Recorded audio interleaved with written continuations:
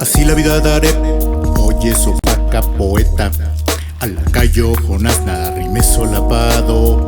Esa fue una de los ensayos que hice, y siempre me ha gustado un ensayo de Mario Benedetti que escribió y se publicó, no recuerdo en qué suplemento, pero lo leí hace muchos años, y era, el título era El Purgatorio, Pedro Páramo, el Purgatorio a ras de suelo.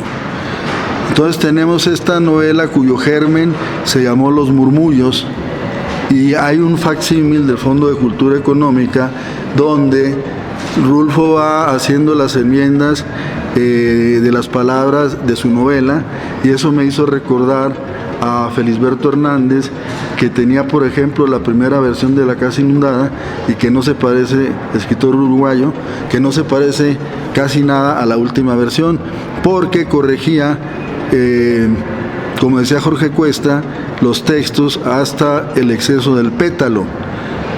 Y como decía Sorín, era la labor de poda y escamondo, porque podar es cortar, pero el escamondo es darle forma a lo que podas. Por eso decía Sorín, labor de poda y escamondo debe ser la labor del escritor. Queda como primera mención, pero no como la mejor, ya dije eso, lo estoy repitiendo. El énfasis es hijo de la insistencia, y la novela de Rulfo está considerada entre una de las, yo creo que entre las 10 más importantes, no de la literatura mexicana, como estoy yo en esta charla abordando, sino de la literatura universal. Y es curioso que este autor publicó solo un guión de cine, un libro de cuentos, El Llano en Llamas y Pedro Páramo. Pero a eso se debe la sapiencia compositiva de alguien como Juan Rulfo, y me hace pensar en José Gorostiza, que se quedaba de 1925 a 1939 en la oficina pulimentando Muerte sin fin, Mutatis mutando, porque era un poeta. Uno de los poemas más importantes del siglo pasado de la lírica mexicana es Muerte sin fin, quizá el más importante.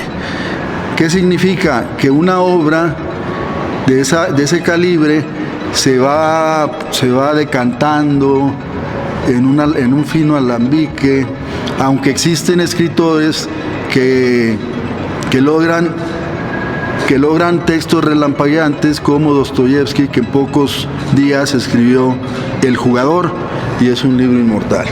Entonces, no significa que tienes que tener paciencia eremítica para lograr una obra maestra.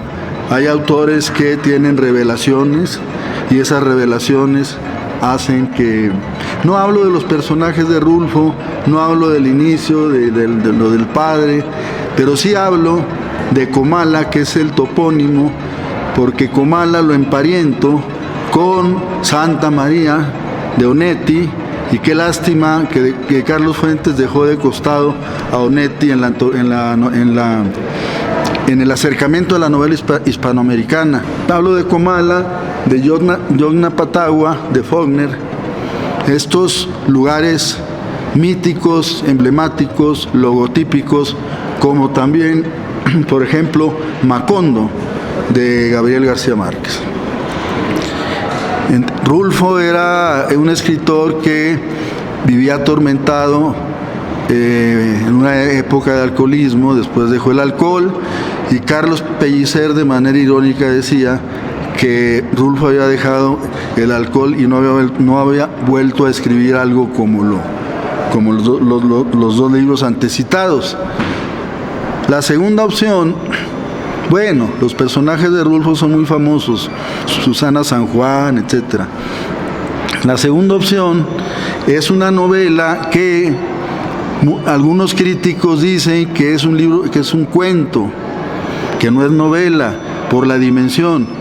Pero en el libro de Forster, que es un crítico muy famoso, que era amigo de D.H. Lawrence, Forster dice que la novela se distingue del cuento no por la dimensión, sino porque el cuento tiene pocos personajes y una sola trama, en contraste con la novela, donde puedes hilar varias tramas y hay varios personajes, muchos personajes. Los personajes centrales de la novela, yo le llamo novela, pero muchos críticos dicen que es un cuento. Y hay una pugna respecto de si ahora es una novela. Salta, hoy raído romano, cábala.